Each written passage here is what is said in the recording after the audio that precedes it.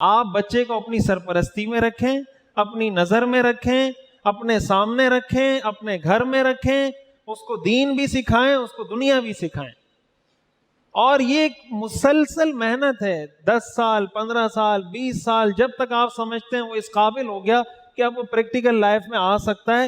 جب اس قابل ہو جائے پھر آپ اس سے ہاتھ اٹھا لیں، پھر ریزلٹ چیک کریں اس کا، پھر اس کا آؤٹ پٹ چیک کریں کہ اب اس کا ریزلٹ کیا مل رہا ہے آپ کو. اور اگر آپ نے اس ایکسٹریم پہ آپ گئے یا آپ اس ایکسٹریم پہ گئے تو پھر کچھ بھی ہو سکتا ہے.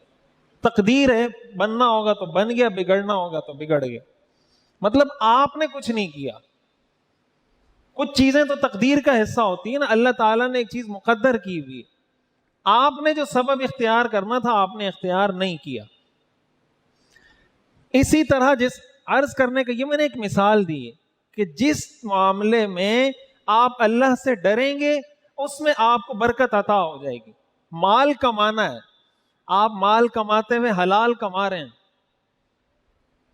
حدیث میں آتا ہے نا، حضور علیہ الصلوۃ والسلام نے فرمایا الحلف کہ انسان جب جھوٹی قسم کھاتا ہے، منفقۃ للسلع ممحقۃ للبرکہ، جھوٹی قسم کاروبار میں کھانا حضور نے فرمایا سامان کو تو بیچ دیتا ہے، برکت کو ختم کر دیتا ہے. منفقۃ للسلع ممحقۃ للبرکہ، جھوٹی قسم آپ نے کھا لی تو آپ تو سمجھ رہے ہیں مجھے کمائی ہو گئی. ہمارے ہاں اس بچے کو ہوشیار سمجھا جاتا ہے جو کوئی 2 نمبر چیز کسی کو بیچ دے اچھے پیسوں میں تو کہتے ہیں اب دکان سنبھال سکتا ہے. یہ معیار ہے، ٹھیک ہے.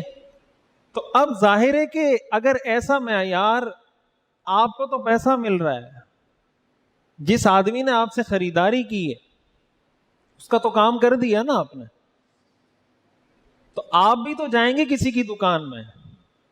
صرف آپ تو دکاندار نہیں ہیں، آپ تو کسی ایک چیز کے دکاندار ہوں گے نا. آپ کپڑے بیچتے ہیں، جوتے خریدنے تو آپ بھی جائیں گے نا کسی کے پاس، دودھ خریدنے تو آپ بھی جائیں گے کسی کے پاس، آٹا خریدنے تو آپ بھی جائیں گے، چینی خریدنے تو آپ بھی جائیں گے کسی کے پاس. پھر یہ شکوہ کیسے کہ یار دودھ میں ملاوٹ ہوتی ہے؟ یہ شکوہ کیسے؟ پھر کس سے یہ شکوہ کس سے کر رہے ہیں؟ یہ شکوہ اپنے آپ سے کرنا چاہیے. برکت ختم ہو گئی نا جب کمانے میں.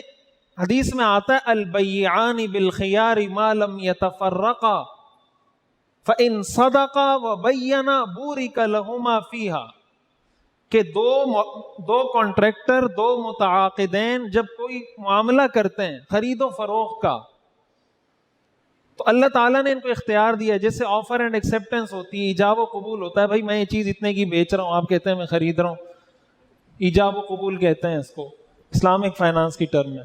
تو حضور نے فرمایا جب تک وہ موجود ہیں ان کو اختیار ہے. مثال کے طور پر آپ نے کہا کہ میں یہ موبائل بیچ رہا ہوں اور سامنے والے نے ابھی تک ایکسیپٹ نہیں کیا اور آپ کہتے نہیں بھائی میں نے نہیں بیچنا، تو بس ٹھیک ہے آپ کی مرضی. لیکن اگر اس نے ایکسیپٹ کر لیا پھر آپ منع نہیں کر سکتے. یہ شریعت کا مسئلہ ہے، حکم ہے کہ آپ نے آفر کی اور اب تک کسی نے ایکسیپٹ نہیں کیا تھا اور آپ نے دوبارہ اپنی اس آفر سے آپ بیک ہو گئے، رجوع کر لیا آپ نے، تو وہ آپ کو یہ نہیں کہہ سکتا کہ یار آپ نے تو آفر کی تھی اب آپ کو دینا پڑے گا. ہاں اگر وہ ایکسیپٹ کر لیتا ہے اس کے بعد آپ کہیں میں نہیں بیچنا چاہتا، تو اب آپ نہیں کہہ سکتے. اب وہ چیز اس کی ہو گئی، اس کے پیسے آپ کے ہو گئے. تو حضور نے فرمایا ان صدقہ و بینا، اگر یہ دونوں سچ بولیں، و بینا اور کھلی صاف بات کریں، بورک لہما فی، تو اس معاملے میں اللہ برکت عطا کر دے گا. سچ بولنے کا کیا مطلب ہے؟ سچ بولنے کا، اس دن میرے پاس ایک صاحب آئے کہ ہم یہ چیزیں بناتے ہیں ہربل، ان کی کمپنی ہے جیسے ارکے گلاب ہے اور مختلف بادام کا تیل اور اس طرح کی چیزیں بناتے ہیں. تو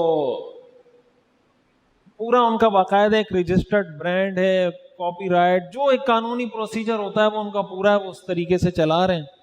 کہا بہت سے لوگ ہیں ہمارے نام سے ہمارا جو بھی مونوگرام ہے وہ پرنٹ کرتے ہیں اور چیز خود بنا کے اس کو بیچ رہے ہیں.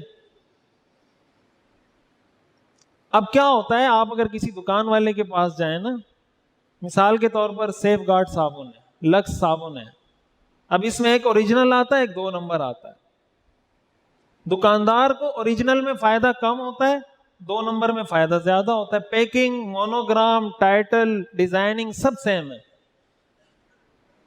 اگر اس کو ایک چکی میں 1 روپیہ فائدہ ہو رہا ہے اوریجنل میں, تو 2 نمبر میں اس کو 10 روپے فائدہ ہو رہا ہے.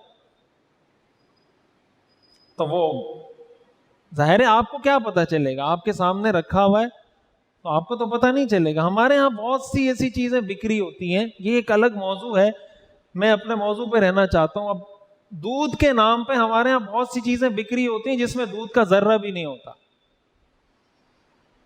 ٹھیک ہے, جو ملک پیک آ رہے ہوتے ہیں, اس میں بہت سے ایسے ملک پیک ہیں جس میں دودھ کا ایک ذرہ بھی نہیں ہوتا. اور اس پہ انہوں نے بعد میں جب اس پہ آواز اٹھائی گئی, ان کو متوجہ کیا گیا, تو انہوں نے لکھنا شروع کیا ٹی وائٹنر.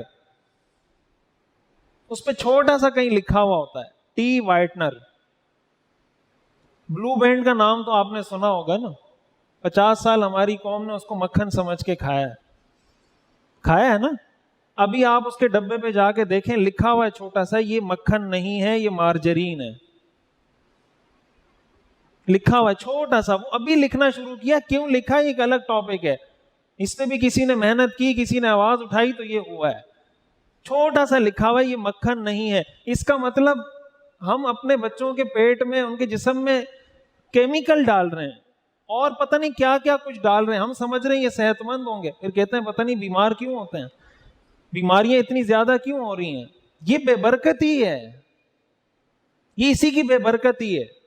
آپ جب کیمیکل کو دودھ سمجھ کے اپنے جسم میں, اپنے بچے کے جسم میں انڈیلیں گے تو اس کے سائیڈ ایفیکٹس نہیں ہوں گے.